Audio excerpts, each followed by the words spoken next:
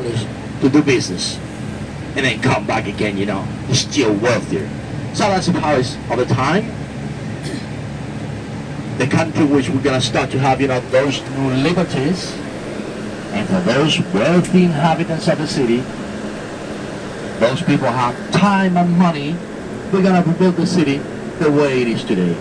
Look at this central passage or corridor or whatever you might call it, these kind of three lines that were made, for the Parisian bourgeois who spend time walking and having soft drinks on any of these restaurants or bars, by the end of the 19th century.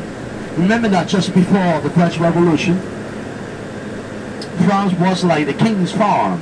The king had also, right of life and death over every inhabitant of the country. So with the French Revolution, we're going to start, to build our a weird democracy, and to get to the point in which we are today. You're going to see here by the starting point of this avenue, you're going to look to the ground, you will see that our streets are composed of very little, stone bricks that we call pavé in French.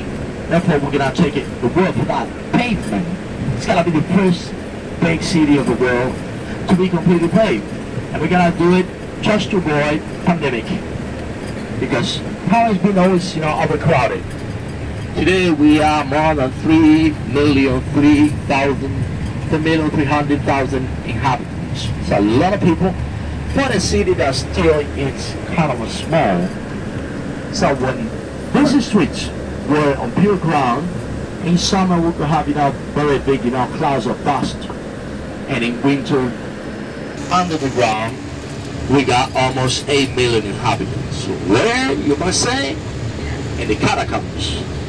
We will carve, under the city to take these stones to build our city. And those galleries, we're going to put there the dead bodies of millions of people that have died, within the last 1,500 years. So we got more than 8 million, people in the catacombs of Paris.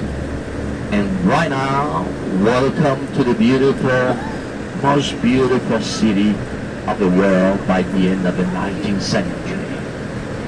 This is one of the most wealthy neighborhoods of the whole Europe. All of these I will be visiting, since now. Very, very wealthy population. All of those people that get rich, exploiting the the colonial empire, by the end of the 19th century. With increasing our colonies of more than 2/3, by the end of the 19th century.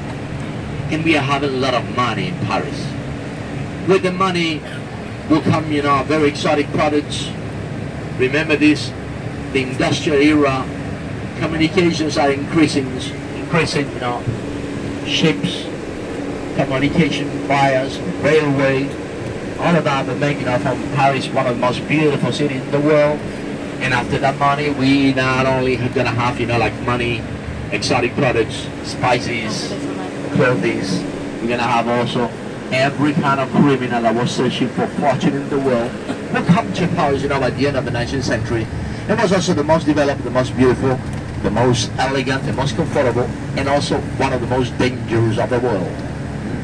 We have to be armed, like in a Western movie, that in France, the year 1806, and we finished in 1836. It took 30 years to finish the very famous Arc of Triomphe that Napoleon couldn't see himself alive.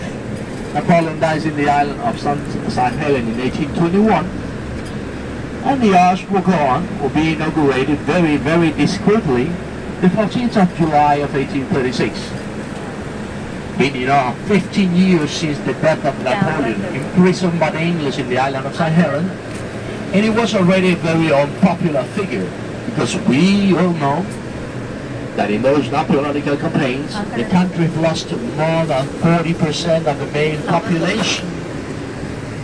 And it brought a lot of glory to France, a lot of treasure, but it had a quotient, a human quotient, very, very high. And here we see that one of the columns, we celebrate the peace obtained after Napoleon's defeat in Waterloo in 1815. we're gonna take war with the abdication of Napoleon. And in the second column, we're gonna see the suffering